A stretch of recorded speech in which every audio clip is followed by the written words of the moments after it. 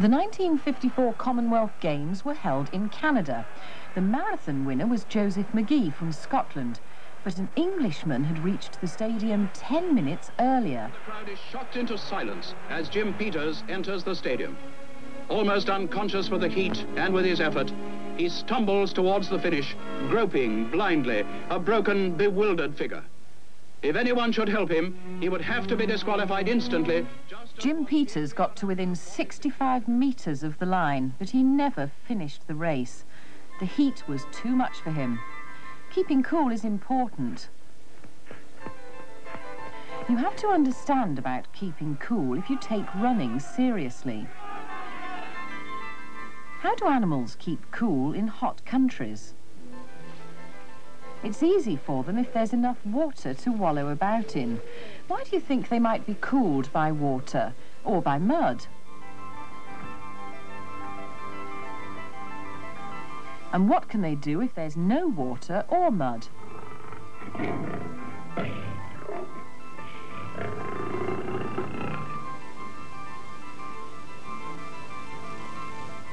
Elephants use their ears for keeping cool. Early in the morning, an elephant is comfortable and warm, but when the tropical sun comes up, the elephant's in danger of overheating.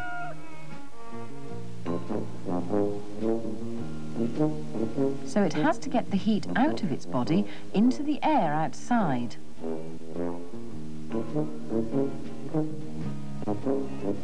The elephant uses its ears to get rid of the extra heat. Inside, warm blood carries heat to the skin. The heat goes away and cool blood flows back to keep the elephant cool and contented.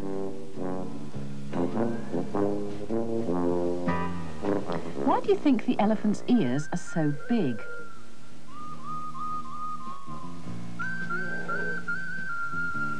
Can you guess why this five-toed jerboa has such big ears? And what about rabbits? They have naked skin inside their ears, and the thermo camera shows this is warmer than the fur. Do you think the rabbit uses its ears to keep cool?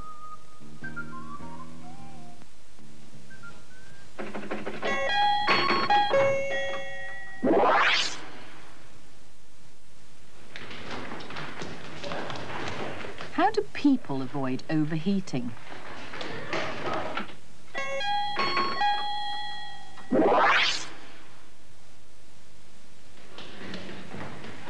Suppose you took violent exercise. What would you expect to happen to your temperature?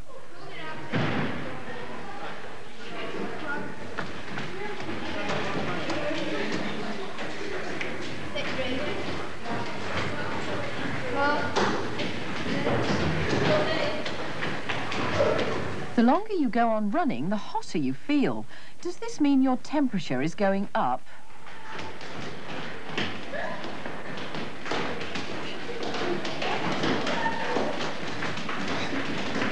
There are two places you can measure temperature easily, the mouth and the skin. The skin temperature is just over 32 Celsius. The mouth temperature is nearly 37. What would you expect to happen to these temperatures after a few more circuits?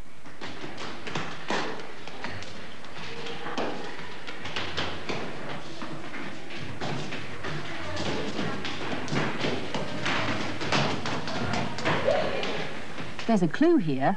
What do you notice about the colour of their faces? Why do they go so red?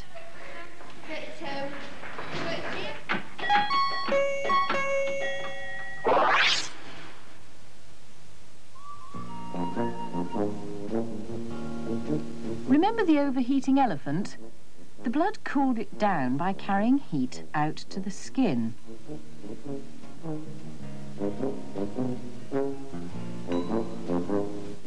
You work the same way. When you start overheating, extra blood flows to your skin. That's why you go red in the face and feel hot. What would you expect to happen to your skin temperature?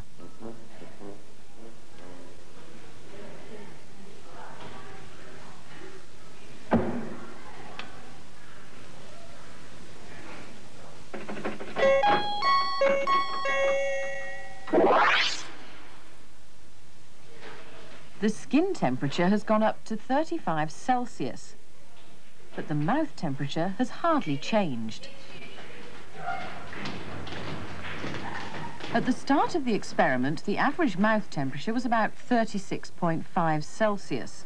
After several circuits, it went up about ½ degree. The skin temperature started lower, 32.5 Celsius, and went up more than 4 degrees to reach 36.5, almost as high as the temperature in the mouth.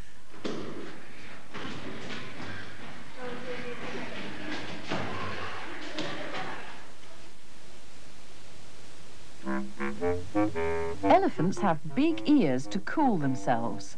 Big ears have a large surface area, so they can get rid of lots of heat. What do you think the elephant would do if its ears were to shrink?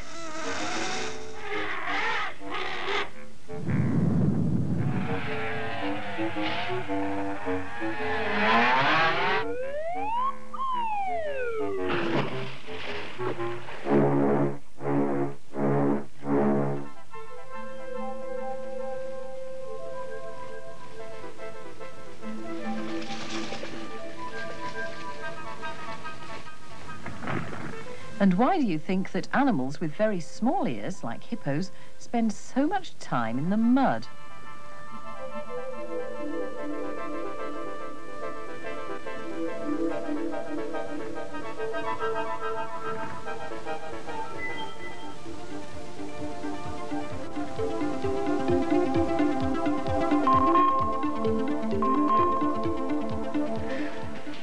People don't have big ears like elephants. What does your body do to keep you cool? One thing you do is sweat. Can you think why sweating might help to cool you down? Most other animals don't sweat. What do dogs do to cool themselves?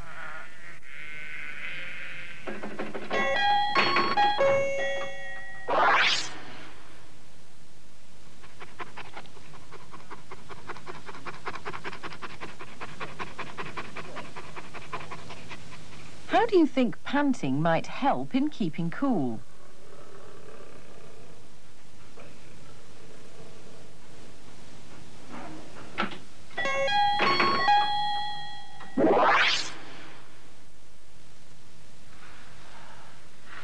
Think about this while you do it.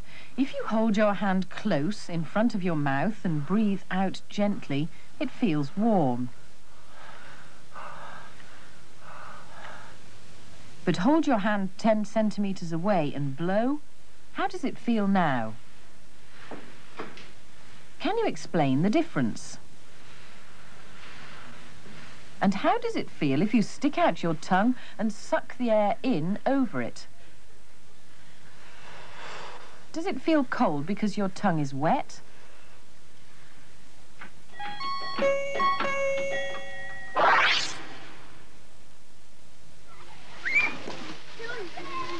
When you go swimming, you often feel colder after you get out than when you're in the water.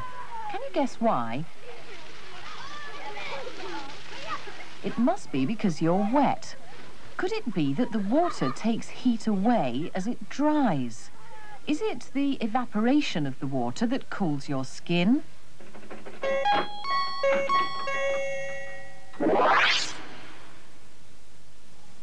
If you take 2 thermometers, wrap paper towel round the bulbs and wet one of them, you can try it out.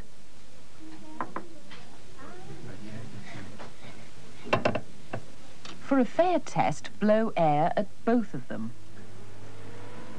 To begin with, both thermometers show a temperature of 22.7 Celsius.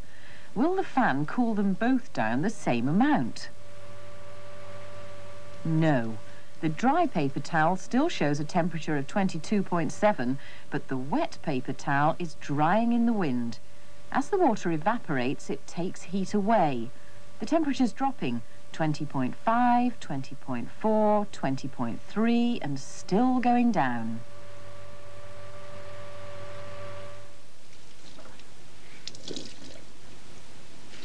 So wet things do cool down as the water evaporates. Would this keep your milk cool if you didn't have a fridge?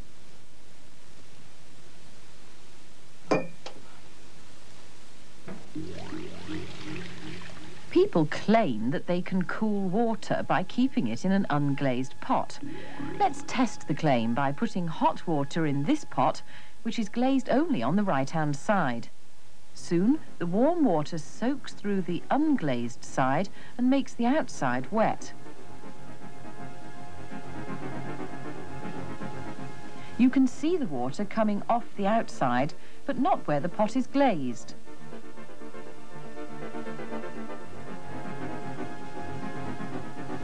Unglazed pots are sometimes called chatties. How do you think a chatty could cool the water down? This unglazed pot is a wine cooler. Can you work out how it might cool a bottle of wine?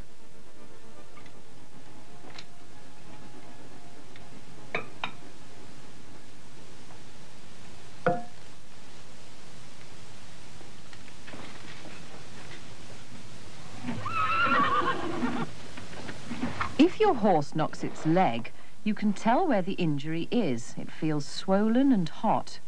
One thing you can do to cool it down is make a poultice. Some people believe in the special effects of a poultice made by mixing china clay with cow pats.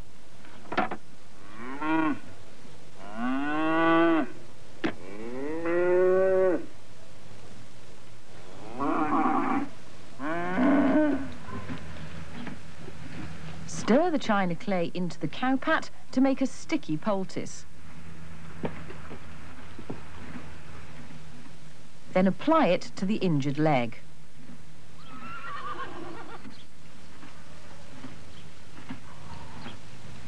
The idea of the poultice is to draw out the heat as it dries. Why do you think it might work?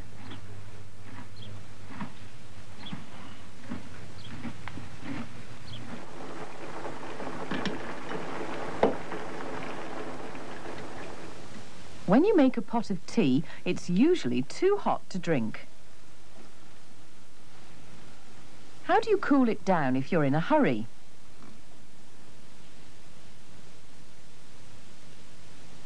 Some people tip it into the saucer. The thermo camera shows that this is a good idea, scientifically at least. The tea in the cup stays yellow, which means hot. But in the saucer, it quickly cools down. Can you work out why? How many other ways can you think of to cool a cup of tea as quickly as possible?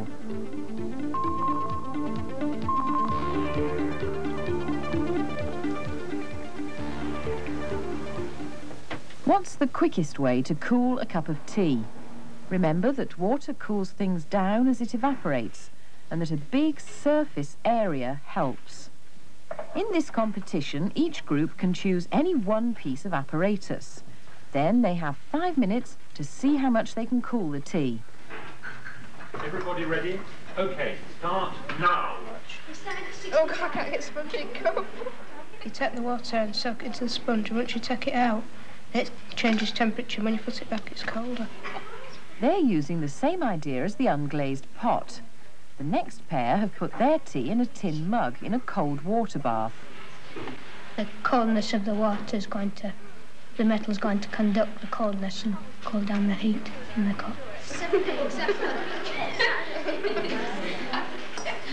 We're going to use this fan so the air coming past will get blown into the tea and it'll cool it down. Well, if you blow cold air into the tea and it also bubble it can get all the heat, the hot air out, and also cool the liquid itself.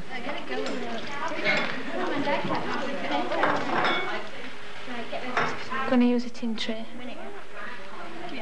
It's a conductor, so all the heat from the tea will go to the cold tray, and we're going to blow the tea and all. Going up, it's still going up. 49. 49. Ours is 35 degrees. Ours is 45 degrees. 45. Yeah. We got 45. But the outright winners were the pair with the tin tray. By using a big surface area and blowing as well, they they cooled their tea right down to 21 Celsius.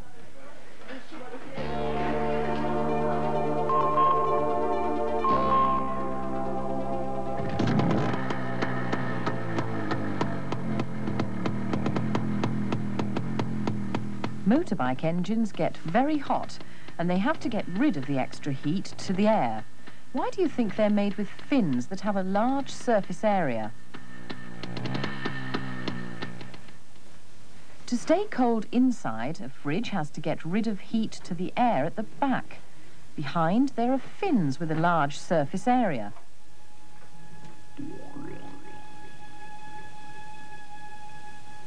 Car radiators work in the same way.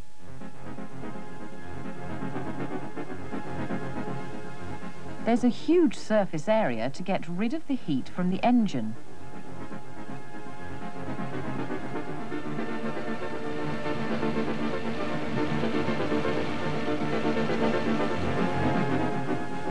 How does the heat get from the engine to the radiator? The engine runs inside the cylinder block. Heat goes into the water, which flows round the outside. The water carries heat out of the engine, just as blood carries heat out of the elephant.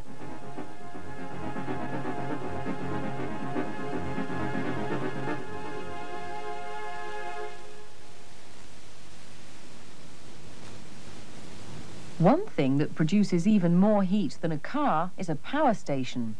To run its giant turbines, this power station burns coal dust in huge boilers. There's an enormous amount of extra heat to get rid of. How does a power station get rid of heat? Remember the elephant's ears? The ears of a power station are its cooling towers.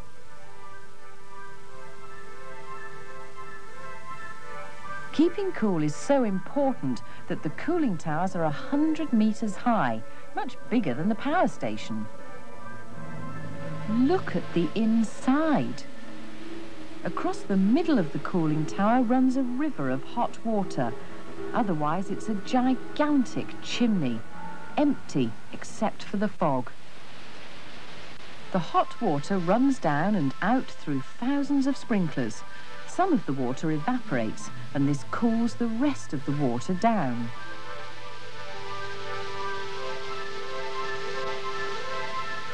Up above, thick, swirling clouds of fog. This isn't smoke, it's only water.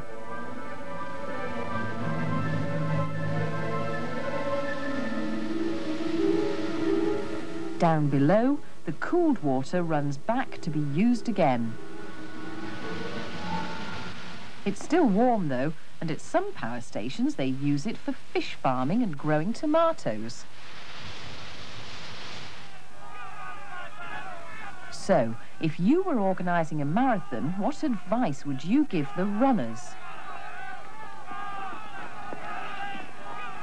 What sort of clothes would be best for keeping cool? What time of day would be best for the start? And what precautions would you take at the finish?